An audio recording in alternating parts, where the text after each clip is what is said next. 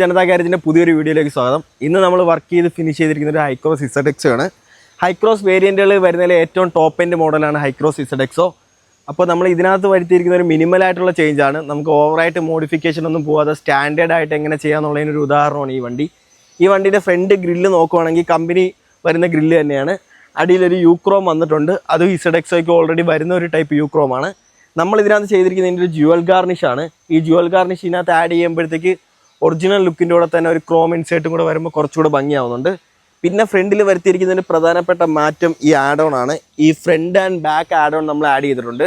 ഈ ഒരു ബ്ലാക്ക് ക്ലാഡിങ്ങിനകത്ത് ഒരു സിൽവർ കളർ ആഡ് ഓൺ വരുമ്പോൾ ഫ്രണ്ട് എൻഡ് കുറച്ചുകൂടെ പ്രൊജക്റ്റായി നിൽക്കുന്നതാണ്.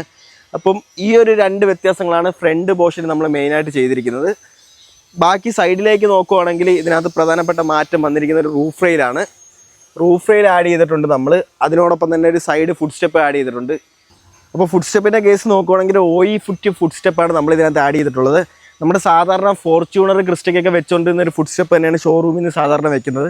അതിന് ഈ നമ്മൾ ഉപയോഗിക്കുന്ന ഫുഡ് സ്റ്റെപ്പിനെക്കാട്ടി വിലയും കൂടുതലാണ്. ഈ ഫുഡ് സ്റ്റെപ്പിൻ്റെ പ്രത്യേക ഒറിജിനൽ സൈഡിൽ വരുന്ന ബ്ലാക്ക് ക്ലാഡിംഗ് ഉണ്ട്. ഈ പോർഷനിൽ വരുന്ന ആ ക്ലാഡിങ് റിമൂവ് ചെയ്തിട്ടാണ് ഈ ഫുഡ് സ്റ്റെപ്പ് കയറ്റുന്നത്. ആ ക്ലാഡിങ് റിമൂവ് ചെയ്യുന്നതിൻ്റെ ഉപയോഗം എന്ന് വെച്ച് കഴിഞ്ഞാൽ നമ്മൾ ഇതിൻ്റെ ക്രിസ്റ്റ ഫോർച്യൂണർ മോഡലിലൊക്കെ ആ സെയിം ഫുഡ് സ്റ്റെപ്പ് തന്നെയാണ് ഇതിനകത്തും കമ്പനിയിൽ യൂസ് ചെയ്യുന്നത്. അതാകുമ്പോൾ ഏകദേശം ഇത്ര ഭാഗത്തോട് നമ്മളിപ്പോൾ നിൽക്കുന്നതിനെക്കാട്ടി ഒരു 2 ഇഞ്ച് കൂടെ പുറത്തേക്ക് വരും. അപ്പോൾ നമുക്ക് ഈ ചെറിയ റോഡുകളിൽ കൂടെയൊക്കെ പോകുമ്പോൾ ഈ പ്രശ്നമുണ്ടാവും. മിക്കവാറും അങ്ങനെ വരുന്ന ഫുഡ് സ്റ്റെപ്പുള്ള വണ്ടികളുടെ എല്ലാം ഈ സൈഡ് ഫുഡ് സ്റ്റെപ്പ് എപ്പോഴും സ്ക്രാച്ചാണ്. അതിനൊരു പരിഹാരമാണ് ഈ OE food step. OE food step വെച്ച് കഴിഞ്ഞാൽ കറക്റ്റ് ഒരു ലൈനിൽ തന്നെ നിൽക്കും. പിന്നെ അത്യാവശ്യം സ്ട്രോങ്ങും ആണ്. ഒരാൾക്ക് കറക്റ്റ് കയറാനുള്ള അത്ര സ്ട്രോങ് ഇതിനകത്തുണ്ട്. ഫങ്ഷനാലിറ്റീനെക്കാട്ടിയും കൂടുതൽ ലുക്ക് വൈസും ഇത് കുറച്ചുകൂടെ ക്ലീനാണ്. അപ്പോൾ ഇത്രയും കാര്യങ്ങളാണ് ഇതിനകത്ത് വന്നിട്ടുള്ളത്. പിന്നെ സൈഡിൽ വന്നേക്കുന്ന പ്രധാനപ്പെട്ട മാറ്റം ഈ റൂഫ് റെയിലാണ്. എംടെക്കിൻ്റെ റൂഫ് റെയിലാണ് നമ്മൾ ആഡ് ചെയ്തിട്ടുള്ളത്. ഫുൾ ലെങ്ത് റൂഫ് റെയിലാണ്. ഈ റൂഫ് റെയിലും കൂടെ വന്നു കഴിഞ്ഞാൽ മാത്രമേ വണ്ടിക്ക് ഒരു ഫുള്ളായിട്ടുള്ള ലുക്ക് കിട്ടത്തുള്ളൂ. അതിനോടൊപ്പം തന്നെ പിന്നീട് വന്നേക്കുന്ന ഒരു കൂളിംഗ് ഫിലിമാണ്. ഇപ്പോൾ കമ്പനി ലീഗലായിട്ടുള്ള 50% കൂളിംഗ് ഫിലിമാണ് നമ്മൾ ഉപയോഗിച്ചിരിക്കുന്നത്. നമ്മുടെ ഇപ്പോൾ കേരളത്തിലെ കാലാവസ്ഥ നോക്കുകയാണെങ്കിൽ അത്യാവശ്യം നല്ല വെയിലാണ്. അതിനോടൊപ്പം തന്നെ ഹൈക്രോസിന് നല്ല ഗ്ലാസ് ഏരിയ ഉള്ളതാണ്. ഇപ്പോൾ സൈഡ് ബാക്ക് തന്നെ അത്യാവശ്യം നല്ല ഗ്ലാസ് ഏരിയ ഉള്ളതാണ്. അതുകൊണ്ട് ഹീറ്റ് നല്ലോണം കയറും. ഇതിനകത്ത് ഉപയോഗിച്ചിരിക്കുന്ന ഗാർവെയറിൻ്റെ കൂളിംഗ് ഫിലിമാണ്. സ്മോക്ക് ലൈറ്റ് എന്ന് പറഞ്ഞ കൂളിംഗ് ഫിലിമാണ്. ഇതിനകത്ത് തന്നെ 50% നമുക്ക് വിസിബിലിറ്റി വരുന്നത്, 50% ഹീറ്റ് റിജക്ഷൻ ഉള്ളതാണ്. അതിൻ്റെ ബാഡ്ജിങ് ഉള്ളതാണ്. ഗവൺമെൻറ് ലീഗലായിട്ടുള്ള ഫിലിമാണ് ഇതിനകത്ത് ഉപയോഗിച്ചിരിക്കുന്നത്. അതിനോടൊപ്പം തന്നെ ഇതിൻ്റെ പ്രശ്നം എന്ന് പറഞ്ഞാൽ നമ്മൾ സൈഡും ബാക്കും ചെയ്ത് കഴിഞ്ഞാലും ഫ്രണ്ട് ഗ്ലാസ് ഏരിയ വളരെ വലുതാണ്. അപ്പോൾ ഫ്രണ്ടിനകത്ത് നമ്മൾ ഗാർവെയറിൻ്റെ കൂളിംഗ് ഫിലിം യൂസ് ചെയ്തിട്ടുണ്ട്. അതിന് ആൻറ്റി ഗ്ലെയർ എന്നാണ് പേര് പറയുന്നത്. ആൻറ്റി ഗ്ലെയർ ഹൈസ്കൂൾ എന്ന് പറഞ്ഞ ഫിലിമാണ് ഉപയോഗിച്ചിരിക്കുന്നത്. പിന്നീട് ബാക്ക് എൻഡിലേക്ക് വരുവാണെങ്കിൽ ബാക്കിൽ നിന്ന് പ്രധാനപ്പെട്ട മാറ്റം, ഇപ്പോൾ ബാക്കിൽ വന്നിരിക്കുന്ന പ്രധാനപ്പെട്ട വ്യത്യാസം ഇതിൻ്റെ ടെയിൽ ലാമ്പാണ്. കണക്റ്റിംഗ് ടെയിൽ ലാമ്പാണ് നമ്മൾ ഇതിനകത്ത് ഉപയോഗിച്ചിരിക്കുന്നത്. കോമൺ ഈ കണക്റ്റിംഗ് ടെയിൽ ലാമ്പാണ്. ഇത് സെറ്റ് ഓഫ് 5 പീസാണ് വരുന്നത്. ഹൈക്രോസിൽ നമ്മൾ കോമൺ ആയിട്ട് ചെയ്യുന്ന ഒരു മോഡിഫിക്കേഷനാണ്. പ്രധാനപ്പെട്ട വ്യത്യാസം ഈ കണക്റ്റിംഗ് ടെയിൽ ലാമ്പാണ്. നമ്മളെല്ലാ ഹൈക്രോസിലും മെയിനായിട്ട് ചെയ്യുന്ന ഒരു വർക്ക് തന്നെയാണിത്.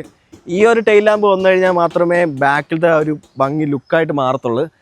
നമ്മുടെ മറ്റേത് വരുന്ന ഒരു 4 പീസ് ടെയിൽ ലാമ്പാണ്. ഇത് ഫുൾ കണക്റ്റിംഗ് എന്ന് പറയുന്നത് ഒന്ന് ഈ എൻഡ് തൊട്ട് ഈ എൻഡ് വരെ ഫുള്ള് കണക്റ്റായിട്ട് പോകും. നമ്മളെ കിയയിലൊക്കെ വരുന്ന മോഡലൊരു ടെയിൽ ലാമ്പാണിത്. ഇതെല്ലാം ഹൈക്രോസ് തൈവാനിൽ നിന്ന് ഇമ്പോർട്ട് ചെയ്ത് വരുന്നതാണ്. സെനിക്സ് എന്ന് പറഞ്ഞ മോഡലിന് ഈ മോഡൽ ടെയിൽ ലാമ്പ് വരുന്നത് കൊണ്ട് തന്നെ ഫുൾ ഇമ്പോർട്ട് ചെയ്ത് വരുന്നതാണ്. പുറത്തുനിന്നുള്ള വണ്ടിയിൽ ഈ വണ്ടിയിലെ വ്യത്യാസം എന്ന് പറഞ്ഞാൽ ഇവിടെ ഇന്നോവ എന്നുള്ള ബാഡ്ജിങ് വരും, തൈവാൻ ലാമ്പ് സെനിക്സ് എന്ന് പറഞ്ഞ ബാഡ്ജിങ് വരും. ആ വ്യത്യാസം മാത്രമേ ഉള്ളൂ. നമ്മൾ ഉപയോഗിക്കുന്ന എല്ലാ പ്രൊഡക്ട്സും ഫുള്ളി തൈവാൻ ഇമ്പോർട്ടഡ് ആണ്. അപ്പോൾ പിന്നീട് ഈ നേരത്തെ ഫ്രണ്ടിൽ കാണിച്ച കണക്ക് തന്നെ എംടെക്കിൻ്റെ ഒരു റിയർ ആഡ് ഓണും കൂടെ ആഡ് ചെയ്തിട്ടുണ്ട്. കൂളിംഗ് ഫിലിം പിന്നെ ഡാഷ് ക്യാമറ ആഡ് ചെയ്തിട്ടുണ്ട്. ഇത്രയും കാര്യങ്ങളാണ് നമ്മൾ ബേസിക്കായിട്ട് ചെയ്തത്.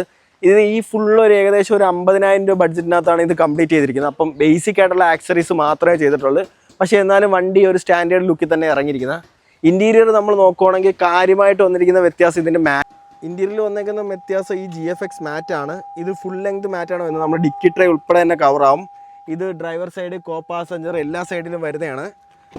ഇതൊരു സ്റ്റാൻഡേർഡ് മാറ്റ് തന്നെയാണ്. നമുക്ക് ഊരി ക്ലീൻ ചെയ്യാൻ കുറച്ചുകൂടെ എളുപ്പമാണ് ഈ ടൈപ്പ് മാറ്റുകൾ. അപ്പോൾ ഇത്രയും വർക്കുകളാണ് ഈ വണ്ടിയിൽ പ്രധാനമായിട്ട് ചെയ്തിരിക്കുന്നത്. അപ്പോൾ നിങ്ങളുടെ വാഹനത്തിനും എന്തെങ്കിലും മോഡിഫിക്കേഷൻ ആവശ്യമായിട്ടുണ്ടെങ്കിൽ നമ്മളായിട്ട് കോൺടാക്ട് ചെയ്യാവുന്നതാണ്. ഹൈക്രോസ് വണ്ടികളാണ് നമ്മൾ ഏറ്റവും കൂടുതൽ ചെയ്തുകൊണ്ടിരിക്കുന്നത് ഇപ്പോൾ.